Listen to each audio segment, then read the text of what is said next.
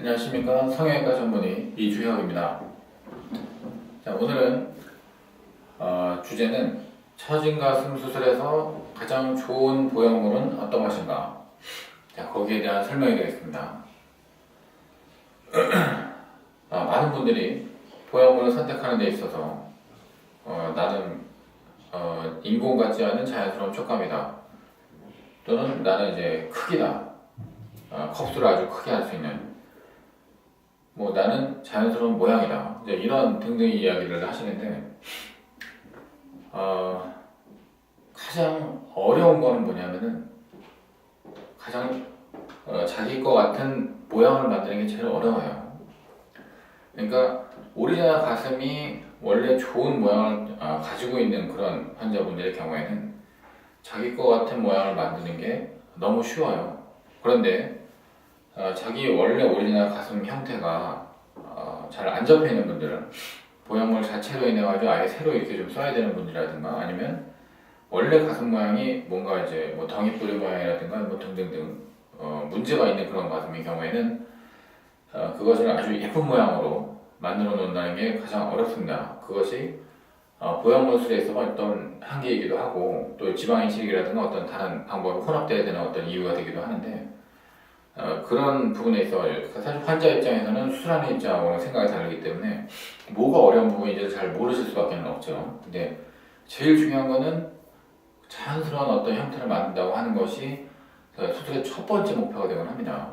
촉감 이런 것들은 사실 전반적으로 생리학적으로 잘 수술이 돼 있으면은 보형물을 뭘로 쓰든지 간에 좋은 촉감은 이제 띌 수밖에 없게 돼 있어요. 어차피 우리가 사용할 수 있는 건 실리콘이고, 실리콘 제품들이 아무리 어쩌고 A사 거가 좋고 B사 거가 좋고 어쩌고 저쩌고 해봤자 사실은 거기서 거기입니다.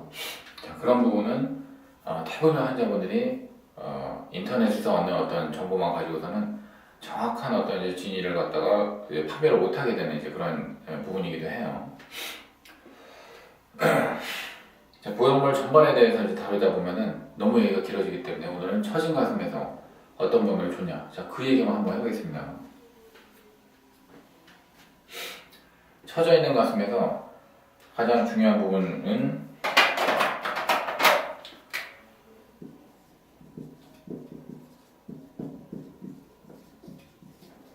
형태 안정성이라고 하는 부분입니다. 형태 안정성은 간단히 말하면, 자, 보형물을 이렇게 세워놨을 때, 자, 이렇게 주저앉아 버리면은 얘는 형태 안정성이 없는 거예요. 즉, 사람은 서서 걸어 다니기 때문에 중력은 아래로 갔습니다.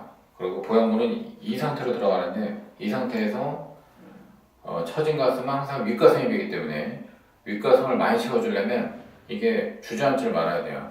주저앉지 않고 이렇게 서 있어야만 윗가슴을 많이 채울 수 있고 가슴의 어떤 형태를 보존할 수가 있어요. 자, 이런 보형물의 경우에는 대부분의 이제 물방울 타입 보형물들이 위쪽이 탑 부분이 볼륨이 별로 없기 때문에 처진 가슴에 있어서 윗가슴을 채우는 데는 불리한 거 아니냐, 이런 말씀들을 하시는데, 실제로는 물방울 타입 보형물들이 대부분 형태 안정성이 강하게 그렇게 제작이 되어 있어요.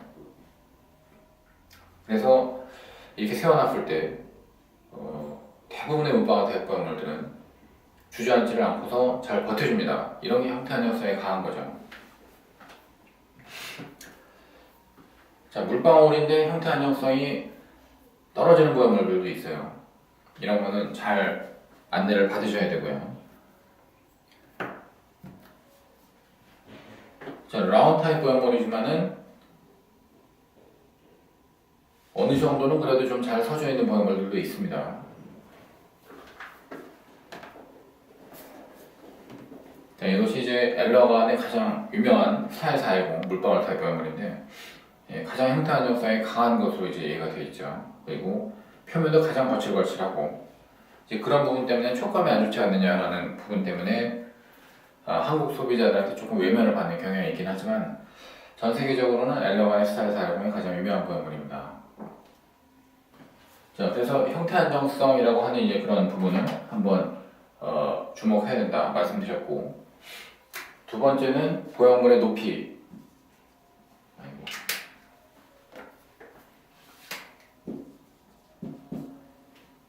보형물의 높이는 처진 가슴은 대부분 자기 가슴의 살이 아래쪽에 모여있고 위쪽은 비어있기 때문에 위쪽 볼륨을 많이 채워주려면 하이트가 높아야 돼요. 키가 커야지만 그런 목적에 사용할 수 있는 보형물이 될 수가 있습니다. 자, 이런 부분에 특화돼서 톨 하이트로 이제 나와 있는 키 큰 보형물은 그러면 이렇게 타원형으로 위아래 높낮이가 폭보다 더 이제 긴 그런 보형물이 되겠죠. 이런 보형물을 사용하시는 게 유리합니다. 그리고 보형물의 볼륨. 보형물 볼륨이 처진 가슴에서 만약에 넣을 거면 처진 가슴에 보형물을 안 넣는 경우들이 굉장히 많고 어떤 경우는 이제 넣는 건데 보형물을 일단 넣는다면은 볼륨이 어느 정도는 있어야 돼요.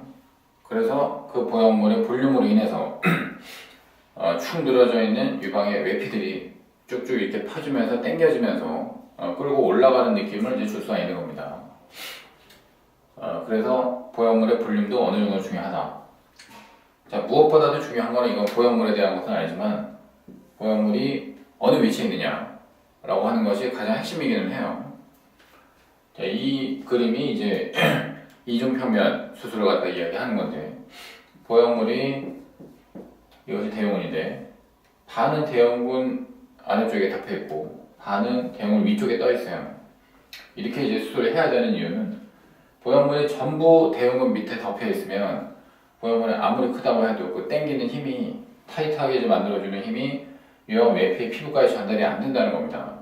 그래서 노출이 이제 많이 돼가지고 이 피부까지 좀 가까이 이제 있어야지 당기는 힘이 적용해서 유방이 타이트닝이 될 수가 있는데 문제는 그렇게 피부에 너무 가깝게 붙으면 보형물이 바깥에서 너무 심하게 만져져요. 이물감이 강해지죠. 그래서 이중편면 수술을 하면은 보형물의 일부는 커버가 어느 정도 되면서 또 타이트닝 시키고 처진 가슴을 더 보기 좋게 만드는 데도 의미가 있는 겁니다.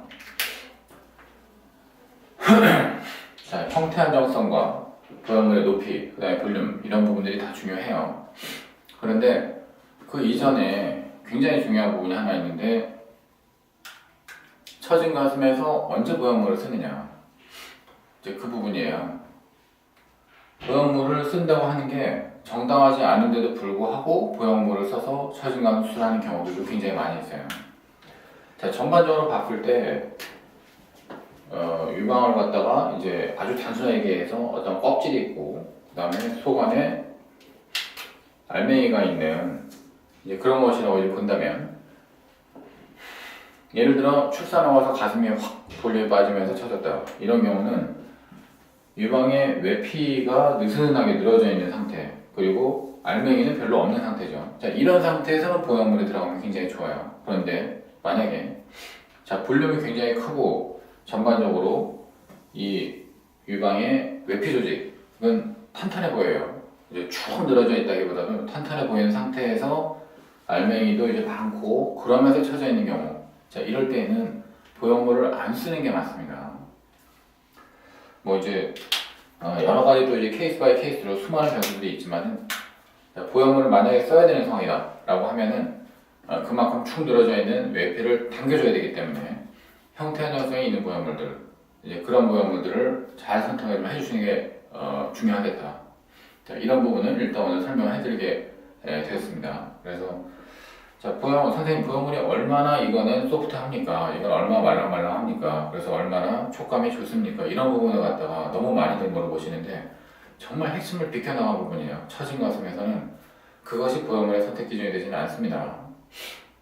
보형물은 될 수 있으면은 처진 가슴을 보완할 수 있고 만약에 수술 후에 내가 가슴이 더 처진다고 하더라도 그 더 처진 상태에서도 어느 정도는 좀 잡아줄 수 있어야지만 좋은 보형물이 되고 그 보형물을 넣는 수술이 의미가 생기는 겁니다. 자, 오늘은 일단 여기까지 진행하고요. 또 이제 추가적인 그런 부분에 대해서 또 설명을 드리겠습니다. 고맙습니다.